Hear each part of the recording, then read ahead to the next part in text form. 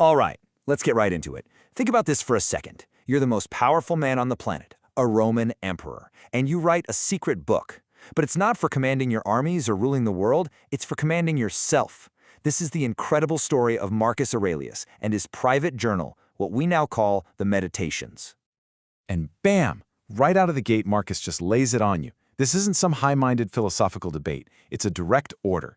He's basically saying, stop talking about it, stop waiting for someone to tell you how to be good, just be good. It's all on you. This one sentence, it's the whole spirit of his philosophy right there. It's all about doing, not just talking. And that's exactly where we're going to start. And that's really the core of it, isn't it?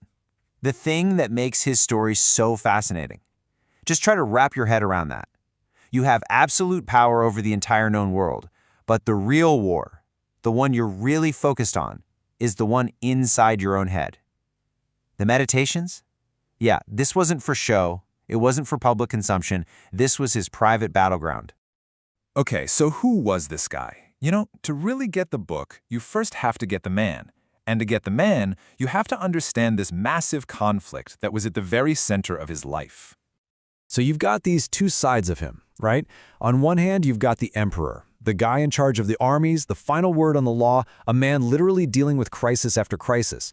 But then, on the other hand, you've got the student of philosophy, the guy who's trying to practice humility, to find self-control, to serve other people. And here's the kicker. He had to be both of these men at the same time, every single day. So, let's go back to the beginning. He was born way back in the year 121. And yeah, his family was a big deal, very well respected. But emperor? No way. Nobody saw that coming. People probably thought, yeah, this kid's going to have a great career as a senator or something. But the throne? That was never supposed to be in the cards. His path to power was, well, kind of an accident. Here's how it happened. The sitting emperor, Hadrian, his chosen heir just dies, suddenly. So Hadrian needs a new guy, fast. He picks this well-liked senator, Antoninus. But there's a catch, a big one. Hadrian says, you can be emperor, but you have to adopt this teenager, Marcus. And just like that, with one political move, Marcus is next in line for the throne. He spends the next couple of decades being trained for a job he never even asked for. So, after all that training, he finally gets the top job. And you'd think, maybe he gets a break, right? Nope. The empire he inherited wasn't peaceful or stable. It was a complete mess, a tinderbox just waiting to explode. And you have to understand this part, because it explains everything about why he clung to philosophy so tightly. His entire reign was just one disaster after another. Look at this.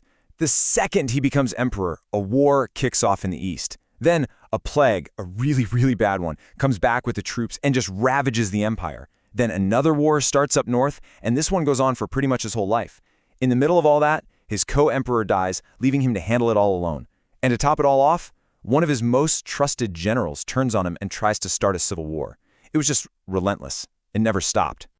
And this quote, man, it just gives you a window into his head during those awful wars on the frontier. He's comparing fighting the Sarmatians to hunting bears or catching fish. There's no glory in it for him. It's not heroic. It's just a dirty, grim job that has to be done. This is the world he's living in when he's writing these notes to himself. So that brings us to the book itself, the Meditations. What is this thing, really? Why are we still obsessed with it thousands of years later? Well, the key to the whole thing is understanding why he wrote it in the first place. The title we use today, Meditations, sounds kind of formal, doesn't it? A little high-minded. But the original Greek title was Tai es heaton, and that translates to something much simpler, to himself. And that tells you everything. This wasn't a book. This was a man talking to himself. It was raw, it was private, and most importantly, it was practical. So let's just get this straight because it's super important. This is not a diary. He's not writing, "Dear Diary, today I fought some barbarians." It's also not some polished philosophical essay meant for an audience. He wasn't trying to come up with some brand new, groundbreaking idea. He was just trying to remind himself of the important stuff, the stuff that would keep him sane while his world was literally falling apart around him. Think of these notes as exercises. Seriously, it's like a boxer in the gym hitting the heavy bag, or a pianist practicing their scales over and over. Marcus was practicing his philosophy. He was writing these things down to drill them into his own head. How to stay calm, how to be fair, how to be tough, right in the middle of that hurricane of a life he was leading. All right, so what's actually in this toolkit of his? What were the ideas he was practicing? Well, he was a Stoic. Stoicism was this ancient Greek philosophy that got really popular with the Roman elite. But Marcus wasn't some stuffy academic about it. He took the ideas and built a real practical system for how to live your life. The absolute foundation for all of it is this idea called the Logos. Now, the Logos is the belief that the universe isn't just a bunch of random, chaotic stuff happening.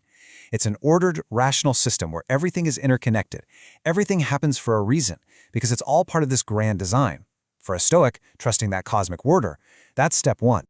And from that big idea comes maybe the most famous Stoic idea of all. This is the absolute heart of the philosophy. The whole game is to figure out what's in your control and what's not. And then you pour every ounce of your energy into what you can control, your thoughts, your judgments, your actions, and you learn to just accept the rest. It's so powerful because it takes you from feeling helpless and anxious about everything out there and puts you back in the driver's seat of your own mind. And Marcus breaks this down into 3 disciplines. They sound simple, but trust me, they're incredibly hard to actually do. First, the discipline of perception. That means seeing things as they actually are, without layering on all your emotional drama of this is good or this is terrible. Second, the discipline of action. This is about acting for the common good, doing the right thing for other people. And third, the discipline of will. This is about accepting the things you can't change with grace, not with bitterness. And look, here it is in his own words. So simple. Objective judgment, that's perception. Unselfish action, that's action. Willing acceptance, that's will.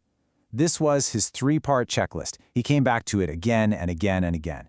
It's basically the operating system for a good life, no matter what the world throws at you. So, the big question. Why are we still talking about this? Why does the private journal of a Roman emperor from 2,000 years ago still resonate so much today? I think it's because the battlefield he was fighting on, it's the same one we're all fighting on. Okay, so maybe we don't have barbarian hordes at the gates, but we definitely have our own kind of chaos, right? Constant distraction, endless anxiety. It feels overwhelming sometimes.